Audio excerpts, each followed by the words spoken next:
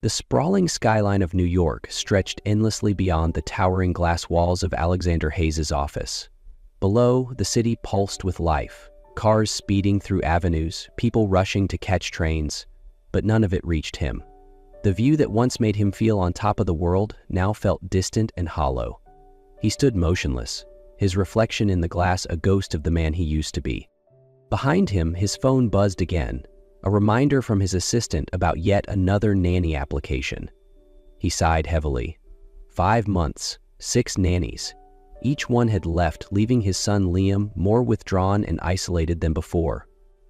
The departures weren't just failures.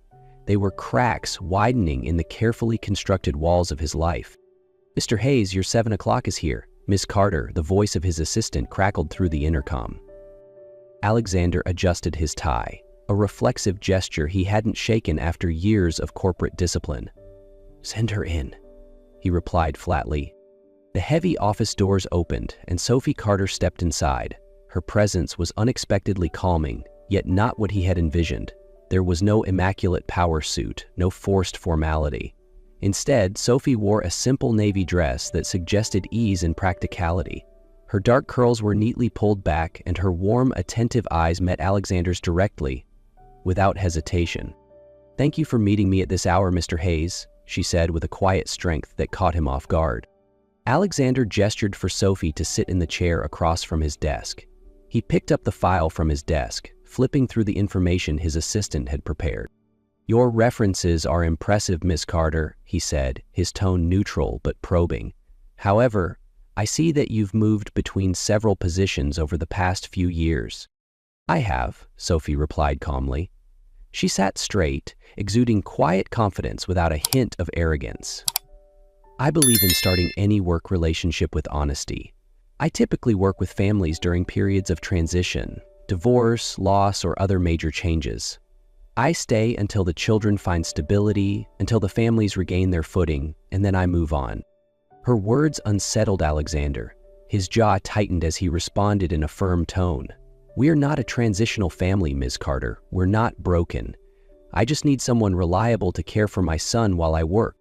A slight smile curved Sophie's lips. "With all due respect, Mr. Hayes, your son has had 6 different caregivers in 5 months. That does suggest a transition of some kind, doesn't it?" Her directness hit Alexander like a jolt. Most previous candidates had carefully sidestepped the truth to avoid risking the generous salary. Yet, there was no judgment in Sophie's eyes, only a deep understanding that made him uncomfortable. "Tell me about Liam," she gently shifted the conversation. "What does he love? What makes him laugh?" Alexander faltered. He didn't know the answer. When was the last time he had heard his son laugh? After a moment of silence, he replied mechanically, "Liam is quiet and well-behaved. He needs structure and consistency." "All children do," Sophie agreed, nodding. "But they also need joy, Mr. Hayes, adventure, the freedom to express themselves, to be messy and loud sometimes." Alexander remained silent, his fingers unconsciously twisting the wedding ring still on his finger. "I appreciate your philosophy, but I need someone to maintain order in my household, not revolutionize it," he finally said. Sophie stood, smoothing her dress. "Mr. Hayes, if you're looking for someone to keep Liam quiet and out of your way, I'm not the right person for the job." She turned to leave. "Wait," Alexander called after her, almost involuntarily. Sophie paused, her hand on the door handle. "He likes dinosaurs," Alexander said quietly. "He has this old stuffed dinosaur he carries everywhere. I'm not even sure where it came from. Sometimes I hear him whispering to it at night, telling it about his day." Sophie turned around, her gaze soft. "Thank you for telling me that," she said gently. Alexander sighed deeply and leaned back in his chair. "The position is yours, if you want it," he finally said, his voice weary. The next morning, Sophie arrived at the Hayes mansion precisely on time. As she stepped inside, she was escorted to Alexander's study, where Liam sat curled up in a large leather chair, clutching his familiar stuffed dinosaur tightly. Sophie knelt gently to his eye level. "Good morning, Liam. I'm Sophie," she greeted softly. "Your dad told me you're quite the dinosaur expert. Is that true?" Liam glanced up at her, then quickly looked over at Alexander, as if seeking reassurance. He didn't reply, but his grip on the stuffed dinosaur loosened slightly. "Would you like to show me your room?" Sophie continued with a warm smile. Liam hesitated for a moment before giving a small nod. Alexander stood awkwardly, unsure of his role. Sophie smiled and turned to him. "I think Liam might feel more comfortable if you joined us, just for a few minutes." Alexander reflexively checked his watch, prompting Liam to shrink into himself, clearly anticipating rejection. But this time, Alexander hesitated before answering. "Of course. Lead the way, buddy." Surprise flickered across Liam's face, and his eyes brightened slightly. He quickly slid off the chair and led them both upstairs. His bedroom was a stark contrast to the rest of the mansion. Unlike the cold, polished luxury of the house, this room exploded with color and imagination. Dinosaur posters covered the walls, and an intricate Lego dinosaur model dominated a small table. "Did you build this yourself?" Sophie asked, stepping closer to admire the structure. Liam nodded and whispered, "It's an Allosaurus."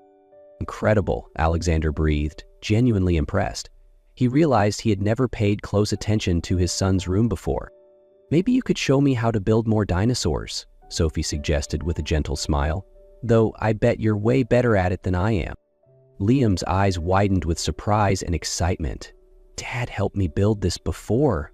But that was before," he trailed off, his voice tinged with suppressed emotion. Alexander's heart clenched as he watched his son struggle to hold back the pain of their shared loss. "Maybe we can build something new together," Sophie suggested softly. A radiant smile broke across Liam's face, the first Alexander had seen in many long months. Alexander entered his study after hours and found Sophie standing silently before the wall of old photos of Isabel. Her eyes were fixed on a picture of Isabel smiling at the beach, lost in thought. "How do you know about these photos?" Alexander asked, his voice colder than usual. Sophie flinched slightly and turned to face him. "I didn't mean to intrude. I was just thinking about her." "Isabel," she replied hesitantly. Alexander stepped closer, narrowing his eyes. "You know too much about my wife. How do you know all these details?" Sophie took a deep breath, steadying herself. "I used to be a doctor at the hospital in Boston. I was the one on call when Isabel was brought in after her accident." Alexander froze, the words striking him like a physical blow. His breath came out in ragged gasps. You were there? You were her doctor?" He choked out, barely able to form the question. Sophie nodded slowly, her eyes glistening with guilt. "I couldn't save her," she whispered, her voice breaking. "But there's more. It wasn't an accident. Someone cut her brake lines." The world tilted violently around him. Alexander stumbled back, clutching the desk for support. His chest heaved as the weight of Sophie's words crushed down on him. No, you're telling me someone murdered my wife?" His voice cracked, filled with disbelief and rising fury. Sophie met his gaze steadily. "Yes, David Reed." The name hung in the air like a thunderclap. For a moment, Alexander could do nothing but stare at her, his mind refusing to process the betrayal. Alexander felt the room spin around him. "You're saying it was a setup? Who would do that?" "David Reed," Sophie answered, her tone hardening as she said the name. "Your CFO." Isabel found evidence of illegal transactions in the company accounts. She had scheduled a meeting with your lawyers the day of the crash. Alexander stumbled back a step, struggling to breathe. "David! No, that's impossible. He's my friend." "Sometimes the worst betrayal comes from those we trust the most," Sophie said quietly. "Why are you here, Sophie?" Alexander demanded after a long pause. "I wanted justice for Isabel," she replied, her voice trembling. "I spent 5 years investigating the truth, but after meeting Liam and you, I didn't just want revenge anymore. I wanted to protect you both." Alexander sank into a chair, his mind racing with the weight of the revelations. He looked at Sophie with a mixture of pain and gratitude. "I need time to process all of this," he sighed. "But I know one thing. David will pay for what he did." "You won't have to face him alone," Sophie said firmly. "I'll be here to help you see this through." The following day, Alexander entered the boardroom exactly on time, his expression unreadable. In his briefcase, he carried the evidence Sophie had given him, His footsteps echoed in the tense silence of the room. David Reed stood to greet him, offering a forced smile. "Alexander, I was starting to worry. We need to discuss the expansion plans in Asia." Alexander gave a curt nod and motioned for him to sit. "Before we discuss Asia, I believe the board members should review some crucial documents," he announced, pulling a file from his briefcase. He spoke clearly, his voice steady and cold. 5 years ago, my wife, Isabel Hayes, discovered a series of illegal financial transactions within the company accounts. She intended to present her findings to our legal team. He paused, locking eyes with David, who had gone pale. But she never made it to that meeting. Instead, she died in what I now know was a staged accident. The room fell into stunned silence. The board members exchanged shocked glances. David stood abruptly, his face pale and glistening with sweat. The confidence he had worn for years cracked like fragile glass. "Alexander, this is ridiculous. You're bringing up something buried for years. The board isn't going to believe these accusations." "Sit down, David," Alexander commanded, his voice low and deadly. The room fell into tense silence. "The police already have everything," Alexander continued, his tone razor-sharp. "Wire transfers, forged accident reports, the bribes you thought no one would uncover." David's eyes widened in panic. He stumbled back a step, his gaze darting to the board members around him. This is a misunderstanding," he stammered. "I was protecting the company." The boardroom doors burst open, and officers entered. David's desperation turned to outright terror as they moved to arrest him. David's face drained of all color as the boardroom doors burst open and officers stepped in. His eyes darted around desperately, seeking an escape that didn't exist. The doors to the boardroom burst open as a team of officers entered. David panicked, but was quickly restrained and handcuffed on the spot. As he was being led past Alexander, David sneered bitterly. "I did this to protect the company. Isabel would have destroyed everything." Alexander met his gaze without flinching. "No, David, you destroyed everything that truly mattered." When the meeting concluded, Alexander stepped out of the building, feeling as though a heavy burden had been lifted. Justice had been served. But he knew this was only the beginning of a long journey toward healing the wounds of the past. After the board meeting concluded, Alexander didn't return to the office. Instead, he drove straight to the cemetery. He stopped in front of Isabel's grave, where fresh flowers adorned the stone, likely Regina's doing. Alexander sat beside the headstone, tracing the engraved letters with his fingers. "I hope you'd understand," he murmured softly. "About Sophie, about everything. You always wanted me to find someone who could help me live again, not just survive." The gentle rustling of the trees around him seemed to whisper in response. For the first time in years, Alexander felt a shift, like the weight of his grief was loosening, even if only slightly. His phone buzzed, pulling him from his thoughts. It was a photo from Sophie. In it, Liam stood proudly before a towering dinosaur skeleton, his face glowing with excitement. The caption read, "Saving the best facts for you. Take your time. We'll be here." A bittersweet smile crept onto Alexander's face.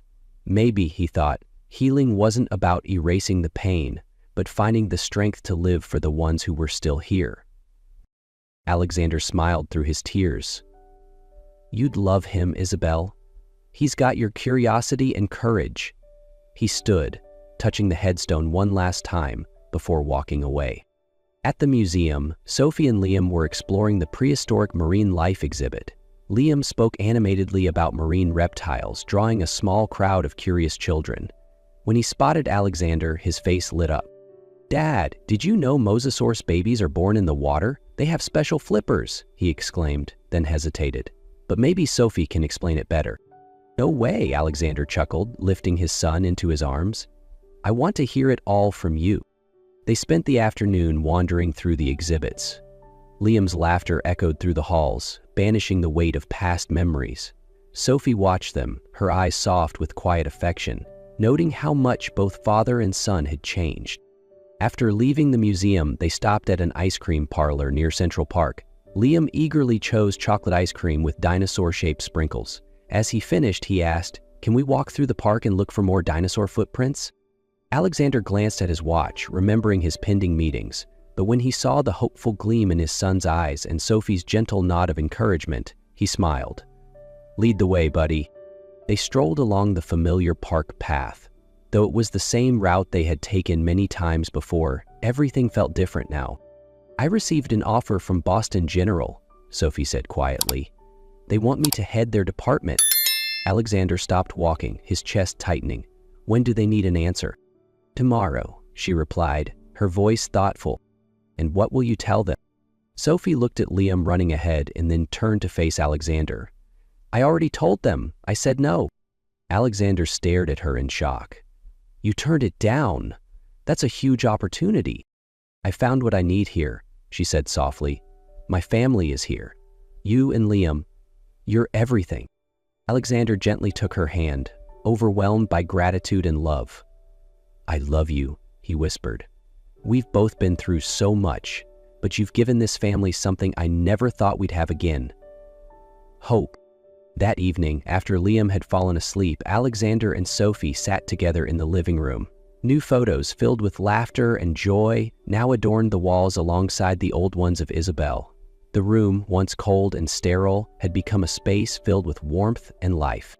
"I have an idea," Sophie said softly, her hand brushing over one of the photo frames. "We could turn this room into a family memory space. Keep Isabel's photos, but add new ones beside them, something that connects the past and the present." Alexander glanced around the room, sensing the completeness it now radiated. He smiled gently and nodded. "I think Isabel would love that." They stood quietly, side by side, basking in the peace that had settled after all the turmoil. "I think you're ready to start writing a new chapter in your life," Alexander said, looking at her with unwavering trust. "Not just me," Sophie replied softly, taking his hand. They stepped out into the garden, the cool night air carrying the distant hum of the city.